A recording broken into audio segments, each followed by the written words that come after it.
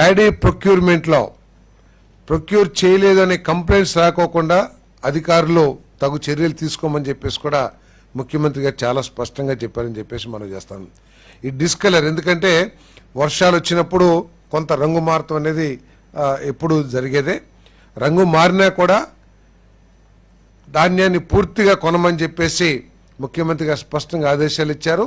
ఏ రైతు కూడా రంగు మారితే భయపడాల్సిన అవసరం లేదు, వారి ధాన్యాన్ని ప్రభుత్వం కొంటదని చెప్పేసి కూడా మనం చేస్తా ఉన్నా. నేను ఒకవేళ లాస్ ఈ వర్షాల మూలంగా లాస్ తక్కువ ఉంటే గనక అది రాష్ట్ర ప్రభుత్వమే భరిస్తుందని చెప్పేసి, అదేవిధంగా పెద్ద ఎత్తున నష్టం ఏదన్నా జరిగి ఉంటే గనక ఈ డిస్కలర్ ద్వారా కానీ వేరే ద్వారా కేంద్ర ప్రభుత్వ సహకారం కూడా తీసుకుని నష్టపరిహారాన్ని అందిస్తామని చెప్పేసి ముఖ్యమంత్రి గారు చెప్పారు. కాబట్టి రైతులకి ఎటువంటి ఇబ్బంది లేకుండా ఈ ప్రభుత్వం అన్ని చర్యలు తీసుకుంటుందని చెప్పేసి మనం చేస్తాను.